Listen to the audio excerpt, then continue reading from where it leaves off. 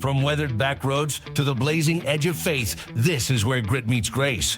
Welcome to the place where truth ain't tame and stories burn brighter than the flame. This is the Gunpowder, Propane and Jesus podcast. Real talk, real calling, no polish, just purpose. Let's light it up. So do you still live in Murphy Village? Like, do you sell the gasoline, Edward Carroll?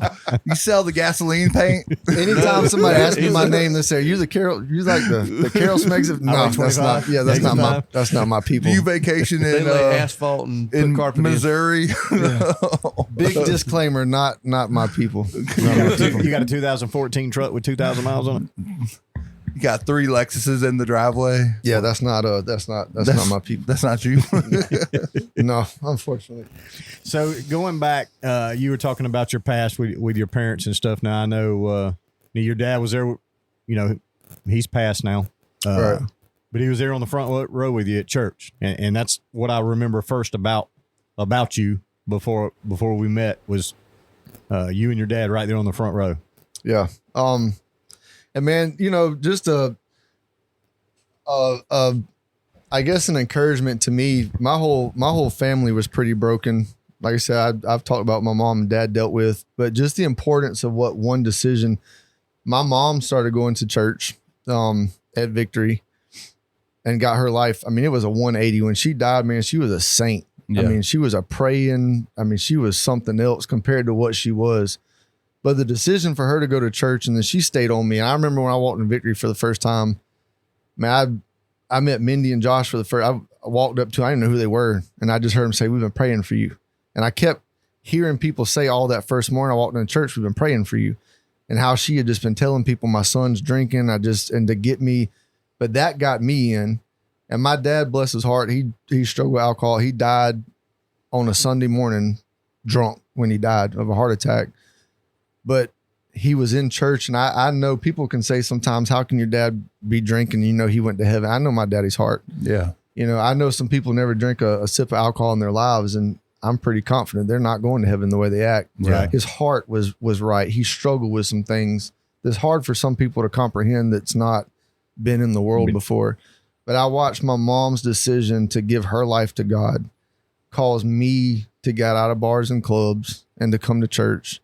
And then the both of us got my dad to come to church. And even though he wasn't where he should have been in his life with some things, you watch the effect. You never know the effect that, you know, Jordan, I watched you a couple of weeks ago in church have a moment. We never know what that will do and how many people in our family will follow us. Had my mom not gotten her life right, what amazes me and breaks me down. And it when we went to Arise, man, I about had a fit. I look at my daughter and I think about what I grew up in, and had my mom not got right and got to church and got me in church, I'm pretty sure right now I'd probably still be married to her mom. I'd be drinking every weekend, and my daughter would be sneaking out drinking, probably be pregnant in a couple of years. My life would be, and all that happened because my mom went back to church and got right and started preaching to me and then I started working on my dad. And then you watch what happens to your kids, and all it takes is one person to make a decision. And you don't know how many people, and like CT says, a lot of times we don't realize it's the dads that have the most influence.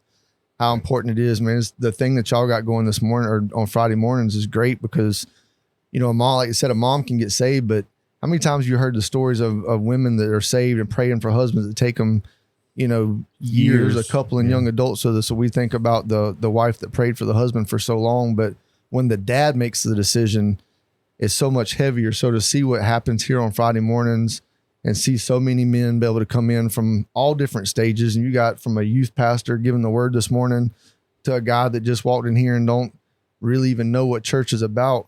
But this is a place where I don't think, and I know it's God, it's not Aaron, but God, but Aaron's willing to let the Lord use him.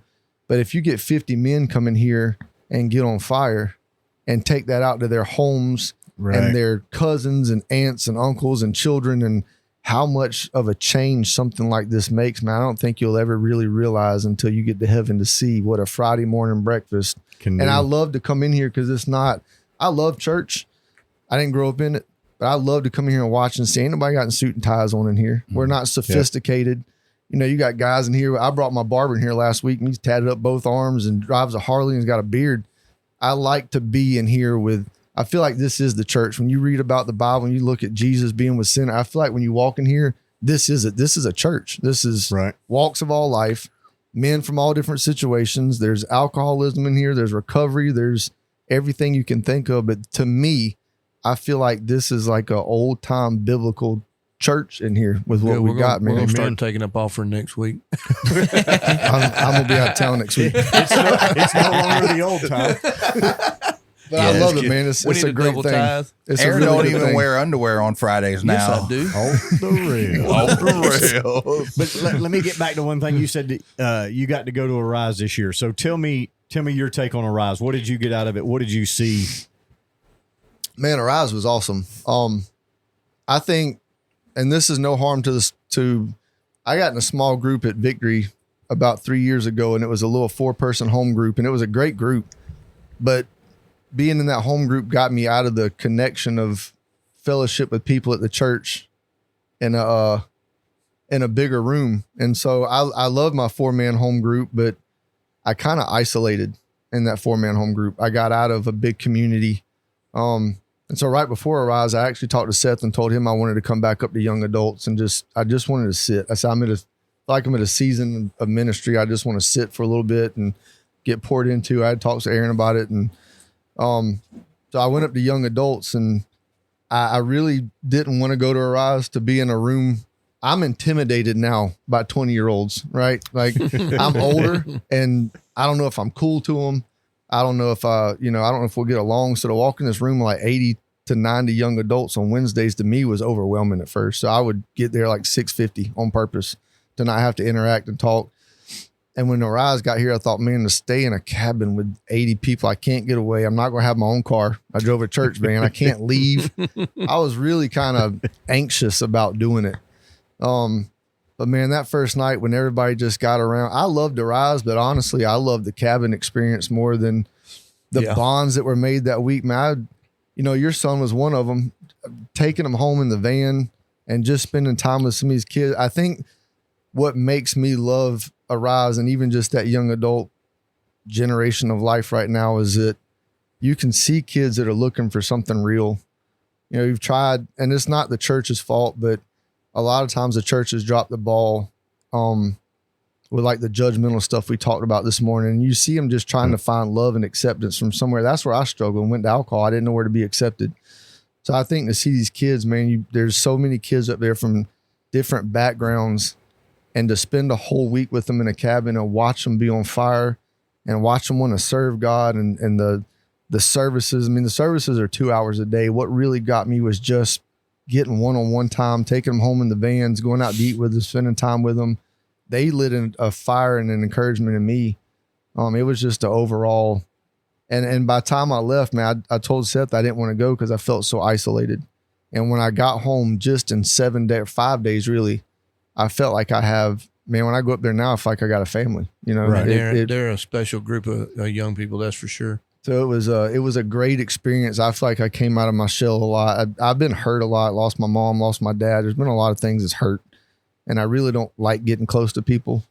I keep you at arm's distance where I can push you away real quick and not get close to you. And I think that kind of really helped me break a wall down and get close to some people that week and form some, and find out that not everybody in the world has intentions to hurt you, right? Like some people really genuinely do want to care and love you and be good to you. And I think that, that's what I mainly got out of it. That's biggest thing. Yeah. Well, we went in February up there with some of the college students, and Gus was one of them. Gus works with Aaron when he's here at college, and and that was part of the things. There was different students that would ride because me and my wife take a separate car because we're doing so much different stuff with CTM and all that. But also helping with those kids. And name drop CTM Ministries. But Gus was riding with us. Michael Montier was in there, and there was a couple others in there. And it's just stupid stuff. My wife likes to play car karaoke with the Christian songs and all that kind of stuff. But that's where you really get to know a lot of these kids, and you learn their background, and you share some of your life experience with them, and It's just like you said, it is a family. It really is. Jordan, you got any questions for Edward? Yeah, you got any like go-to Bible verses that you're using, to keep you, I guess, in line and, to keep being the dad that you are striving to be? I think the one we talked about earlier, children's children are the crown of old men, has been, but lately I've seen the word humble a lot. In James 1, I was reading the other day, and it talked about him lifting up the humble. And in 1 Peter, he talks about humble yourselves under the mighty hand of God, that I'll exalt you in due time. Humble has been something I really, I guess, been popping out to me a lot lately. Remembering to be humble, remembering that it's real easy sometimes when we first get into Christianity or we first get saved. You see a lot of times people get real on fire for God, and then you can watch after a couple years or a couple months or whatever, there starts to become a time of complacency. You've been in church so long, and then you kind of start to think about, well, I did this and I did. And I think something that's really been on me is humbleness lately, realizing that we're not anything without God, knowing that, man, God blessed me with a new truck this year. I've never had a new vehicle in my life. Woo, woo. And we can get sometimes to looking at things and thinking I did this, and we can start to forget what God's really done and forget that he gives us everything. I wouldn't be a good dad had it not been for God saving me, right? I wouldn't be a good dad if it not been for a church family that loved on me. I wouldn't be a good dad if it wasn't for a recovery ministry and family that helped me. I'm nobody. I'm nothing. I think a big thing that really needs to stick with us all through life is to remember to remain humble. That's one thing I love about my pastor. A lot of people have things to say about him. And it's not always good, but no matter what, CT's always been I respect and love the fact that he's a humble person. We have to remain humble and realize that, no matter where God takes us, God does want to bless us. God does want to give us favor. God does want to give us good things. There's nothing wrong with having stuff, right? There's nothing wrong with having favor in life. But when you forget who gives it to you and you start thinking it's you, I can see it. I tell people all the time, I get a little ashamed when people say you're a good dad. I appreciate the compliments, but it's not me. Yeah. If I start thinking I'm a good dad, I did this, that's where we lose it. I'm not a great father. The only reason I'm a good father is because I got a good heavenly father to be a good example of what grace and love and kindness looks like. So humility has been really big on me the past couple of months. I feel like I read the Bible and I keep seeing humble yourselves. And a lot of times it says in the Bible, humble yourselves and I will exalt you in due time. It says in the Bible that when you humble yourself, he lifts you up. I think God he's telling you multiple times, he says, I'll exalt you when you humble yourself. When you get down here, then God can bring you up. But as long as you're up here, God's not going to do anything. It's not, we want a blessing from God, but then we want to walk around and think that we're doing everything. We're in charge of our lives, the control. I'm in control. I do this. God says, when you humble yourself, then I'll lift you up. When you humble yourself, then I'll exalt you. It's not till you make yourself low and realize that he is who he is. So I think that's the big thing with me. Proverbs 29:23. I was listening to it this morning. It said, a man's pride shall bring him low, but honor shall uphold the humble in spirit. So he'll honor us when we're humble. And like you just said, that's a good verse. Do you have a favorite sermon? Like, is there one sermon? We try to ask this for every guest. Like, do you have a sermon that just pops out in your head when you need it the most? You would put me on the spot, wouldn't you? Yep, you're welcome. We'll give you 2.3 seconds to think about it. Either a good sermon or the dirtiest joke you know. I will say one sermon, like, you try to sit there and think of them and your mind goes blank. But the one that just popped in my head that's been a help for me, Stetson has preached this a lot. I've heard it a lot, but it's a good one. Stetson Stafford goes to church with us, but he preaches on not giving up on day 6. I've heard him preach that sermon a lot. And he talked about how if they would have gave up on the 6th day, the walls would have never fell. Mm-hmm. And I do remember a lot of times in my life, especially as men, we get burnt out. I'm burnt out today. I wake up on Monday tired. It's hard to keep going. Looking at Bruce burns me out. It's hard to keep going sometimes. But that sermon, I've thought about that question a lot in my mind and I've heard him preach it a couple times, so it's kind of stuck with me. But what would happen sometimes on our biggest blessings if we would have gave up right before, and that's really encouraging, that when you're tired and when you're down and when it looks like, they walk 6 times and think, God ain't done nothing. Is it stupid to even do it again? Why should we do it? He ain't listening to us. He don't hear us. But it was on that 7th day that the walls fell. And so sometimes when you think you're right there at your wit's end and God ain't said a word, ain't done one single thing, but you're right there on the cusp of where he's going to finally break through at. And so I think that in the moment when you just asked me that question is a sermon that popped in my head that I've relied on a lot of times. Don't give up on day 6. I'm pretty sure that's how he did it. I might have butchered Stetson's sermon. If I did, I'm sorry. Oh, S&S. He's our episode 4. It'll be releasing Wednesday, but this will release after that episode releases. So, but we don't have to shout out previous episodes. That's kind of weird, right, Aaron? Okay. Okay, whatever. It's okay. I just hope I didn't butcher his sermon. I think I got it right. I'm pretty sure. Just don't give up on day 6. Gives him an opportunity to preach it again if you did. That's all. Stetson's a good guy, man. I didn't realize how much church hurt he had, man. From Yeah. That's the guest where I got killed. Where John Ramio. Oh yeah. We had Donnie Mae in here. So much better looking to easier to look at. Doesn't make my stomach hurt. Oh, Silver Fox. Silver Fox. Donnie, shout out. Centrum Silver. You're at the beach right now. Centrum Silver Fox. You're going to need those vitamins soon, Donnie Mae. Patrick Cullinan. Hey, Georgia Hat Company. Georgia Hat Company coming to shout visit. out Georgia Hat Company. Georgia Hat Company in the house. You better have them hats ready, Patrick. Man, we're giving you a shout out. We need some hats. I'll give you some hats now. Sit on down here. Good morning. You got to talk in that microphone. Okay. There you go. It's 10 o'clock. What time was I supposed to be here? 7. Oh, my Yeah. bad. Did you miss the service? I did. Get that down for him a little bit. Let me see. I don't know what excuse I'll use this morning. He was sleeping in the man cave. That's what he told I me. was. Well, you got a beautiful wife. You were snuggling. No, I was actually in the man cave by myself. What? She I kicked know. you out? I never made Guess it who upstairs. showed up this morning?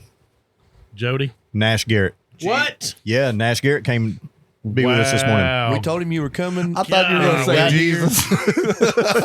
All right. So I know, and I told Aaron yesterday on the phone, I said, man, I'm so excited about coming because I have had a great week and I just want to thank God and show how grateful I am for the week I have. But and that's true. That's one of the main reasons why I did want to come, and I'm ashamed of myself, and I'll have to have a conversation with God we're and ashamed of you apologize. too. I know, but you know what? Worst hat company in Georgia. If you don't, and I like that hat you got on, the blades. Oh, yeah. He's got on a Georgia Hat Oh Company hat too. yeah, how about that? Yeah. Y'all don't make big head hats for some reason. Yeah, I do. You got to come see me though.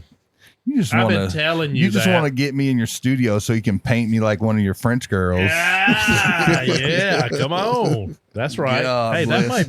that might be a good logo for you, Aaron. What, John getting painted like a French girl? Yeah.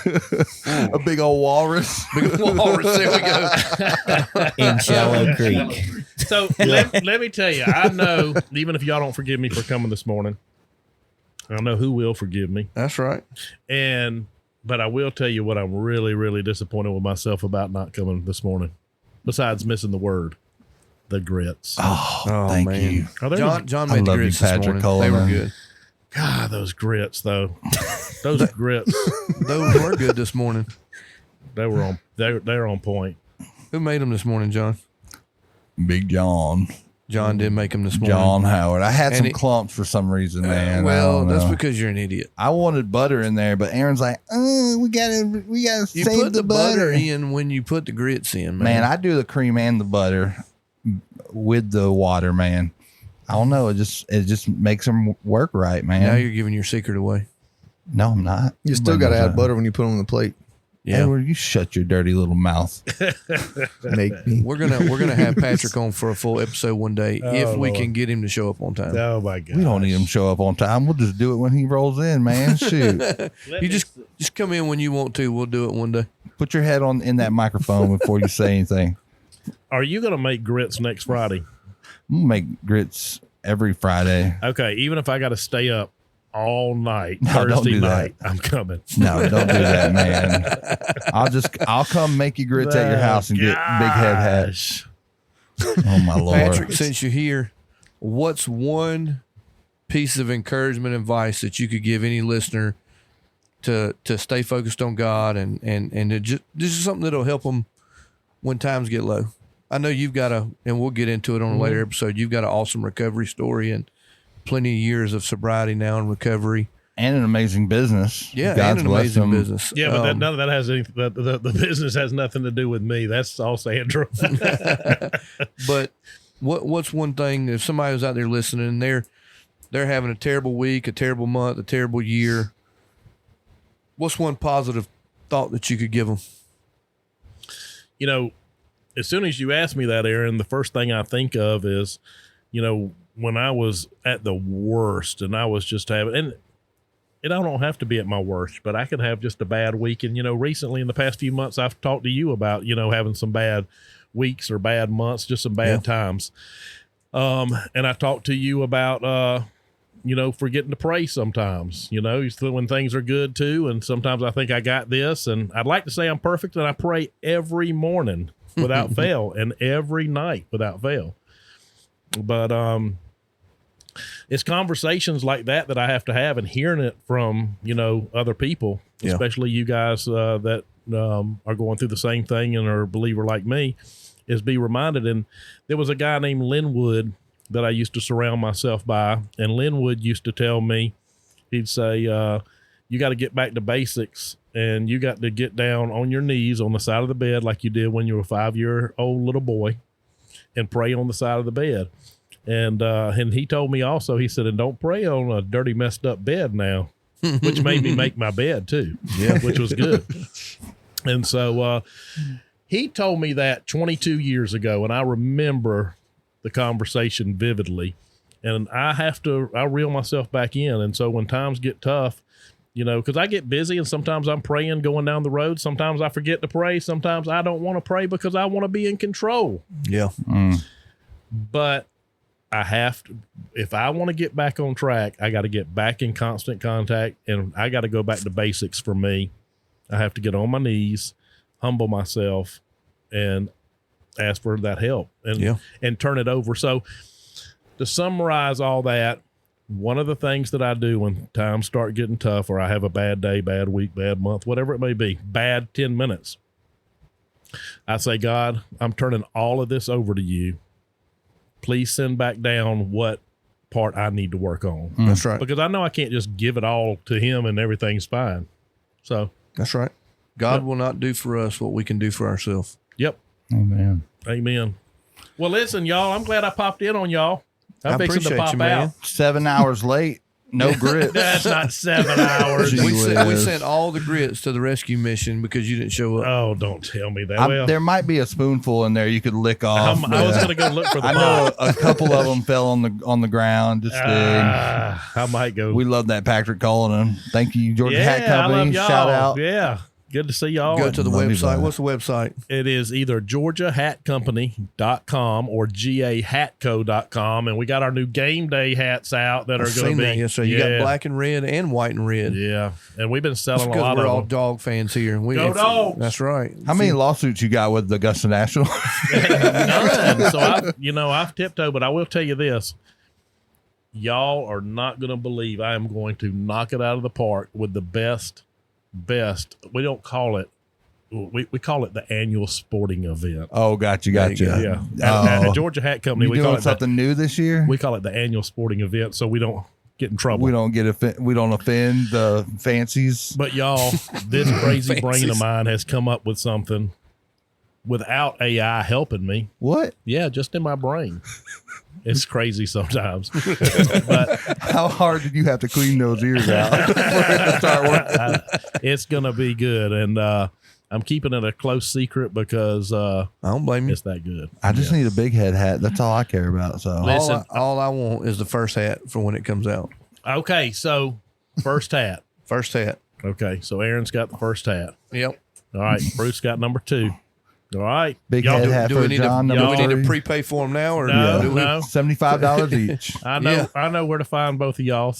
But listen, I'm gonna leave you with this, John. I have got you ready for this? I need a drum roll. Do we have a drum roll set up? Oh yeah. I got No. claps. Oh, I like that. Yeah. I got Now I got crickets. No, I got bruh. you're gonna wanna do the my man when I tell you this. Okay, hit me. I have got every available Zapped extra large hat on the way in The shipment via UPS. Every color, every combo. Is that going to fit his head? Oh yeah. Because the regular Zap won't.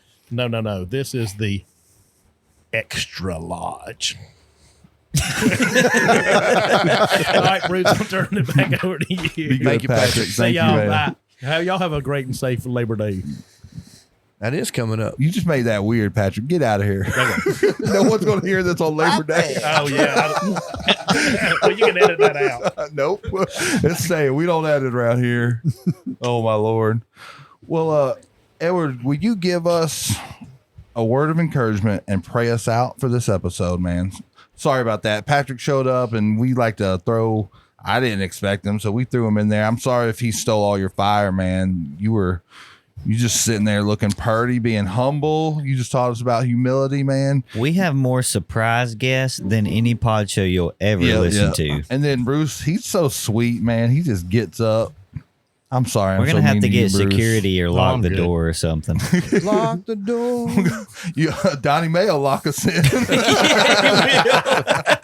Oh man, you locked me in last week, Edward. John was in here working on it. John's got this thing like everybody else that comes to the shop, we roll up the roll-up door and we just leave it open. John, I guess he's scared. I don't know what's wrong with him. There are But some he crackheads in the parking lot, He man. comes in and pulls the roll-up door down. So I mean, granted, I sold him the crack, but Donnie- you can't trust crackheads. Donnie pulls up to bring the groceries in and put them in the refrigerator, and he's like, "Hey, somebody left the lock off the door. Whoever left last." I was like, "Crap." So I called Jordan. I was like, "John, was John the last one there?" He said, "Yes." And John left the daggum. My lock off car is sitting in the parking lot. So Donnie locks the door. He thought the crackheads were driving your car. And then he texts me. He was like, "How you gonna come in the shop and not even say hey?" I was like, "Oh God, John, you're locked in." That was funny. Well, we're trying to get Edward to give us his final thought, word of encouragement, and pray us out, man. Yeah. We just need you. You just basically took Edward's shining moment away and gave it to old Patrick. Yeah, don't let He was that just a- happen he was just again. it was just a guess one. We're gonna Just get a- Edward to do it. Yeah. Okay. Do you need some time? Do we need to ask you some hot seat questions? I mean, you heard Patrick do it. I gave you a good example. Kiss, Mary, kill. Benjamin I don't know if Netanyahu, I'm ready for hot seat questions. Cleopatra, or me. I don't think I could do hot seat questions. I'm kind of scared with you in here. With these guys, maybe, but I'm not ready for Favorite hot booger seat seat.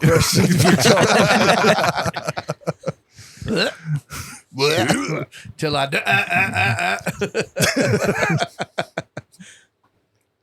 Man, I don't know. A word of encouragement. I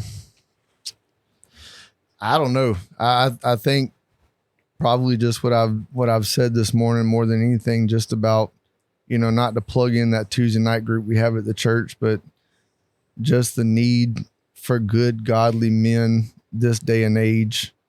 Man, it's a burden. Should be a burden for all of us. You got daughters. Bruce has got one.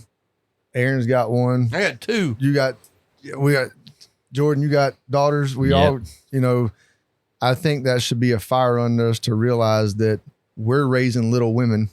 And how much at the end of the day, the world is shaped by, I feel like it's shaped by fathers. You know, a mom's job is to nurture and to love on children, but it's our job as fathers to discipline, to teach them morals, standards, as men, how to work hard, as little girls, how to be good wives. You know, I think more than anything, if I was to just sum up this morning, just how important it is, the calling that God has on each one of our lives to be, you know, even if everybody plays a different part, you know, you got our pastors a church of 1,500 people.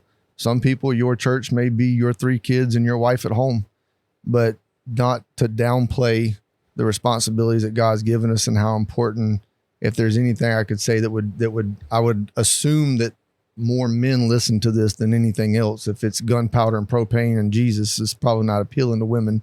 Maybe the Jesus part, but not propane and gunpowder. Oh, Booby listens to it. Aunt Jordan's Booby's our mom. number one fan. We love you, Booby. But I would just encourage men, if they're listening to this morning, that like we talked about this morning, that job don't matter. That car that you're getting in, that you're listening to this going down the road, is not going to matter in 10 years. What's really, truly going to matter when you leave. I thought about this before, you know, I don't even have any pictures of my great grandparents in my house. I shamefully say I don't even have a picture of my grandfather in my house. And to my great grandfather, nobody even has pictures of you. You know, most people don't even know your name. But the way that I'm living my life and the way that my kids are living, you know, you think about in 2 generations, I hate to say it, but Aaron Clark's picture probably won't be on his great-great-grandchildren's wall. But things that he instilled in London and Jackson and Alex that are instilled in those kids, that are instilled in, at the end of the day, all we'll ever be remembered by is what we leave behind. And we can only leave behind a legacy for our kids, that we teach them what good God, this world is losing godly principles each and every day. Yeah.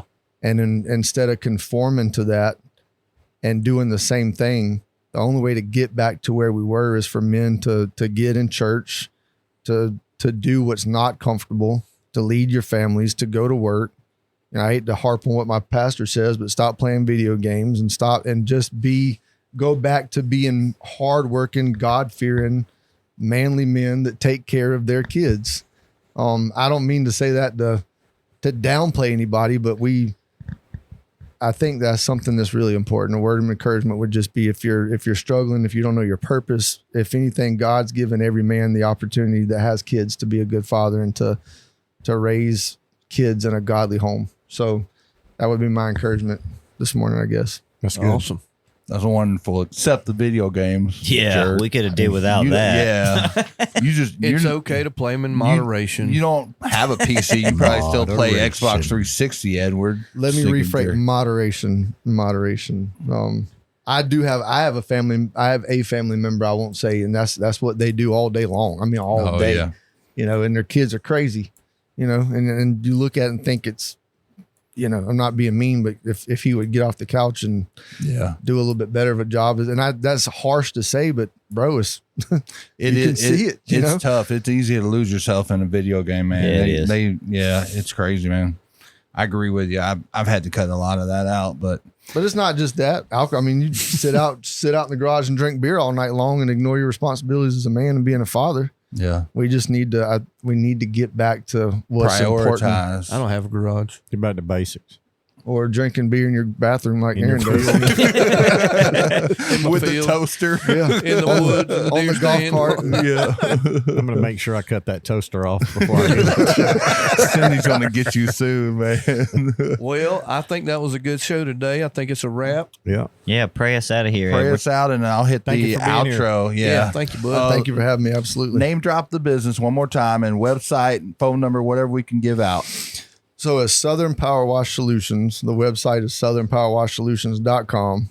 Phone Call him, number, don't do nothing on there because he don't phone look number at is 706-955-5918. And then you can reach us at Edward or sales at southernpowerwashsolutions.com. If you Next need your 50 house, callers your get their driveway, whole house washed for free. house, driveway, car, You want to wash your dog or Bruh. your wife? It Yeah. don't matter. Yeah, Call I thought about Edward. it yesterday when I got the call about his 1,000-pound wife. I figured we got new rates, 50 cents a pound. Well, before you pray us out, I'm gonna need prayer after this. So there was one of those little mean things. A guy walks into a car dealership with his wife, and he says, "Look, it's my wife's birthday. I want to give her something that's breathtaking." And the salesman goes, "Okay, that's great. I got just a thing for her. This will take her breath in about 10 seconds." And it's one of those daggum treadmills. Oh man, pray us out, Edward. Thank you for being here. We love you, man. Thank you for having Keep me. up the hard work, man. Yes, sir. Dear Heavenly Father, Lord, I thank you, God, for this opportunity, Lord, to be here, Lord. I thank you, Lord, more than just being able to come here and make much of each other, Lord. I thank you for an opportunity to be able to come in and make much of you. Lord, I pray that you would continue to bless this ministry. God, I pray that you would continue to bless each and every person that's a part of it. God, I pray that you would continue to just bless these men that are in here with me and their businesses and their families. God, I pray for each and every person listening to this today. God, I pray that you would use what's said this morning, Lord, to further your kingdom in their lives. Lord, I pray that you would, Lord, just help us to glorify you in all that we do. Lord, I thank you for this opportunity.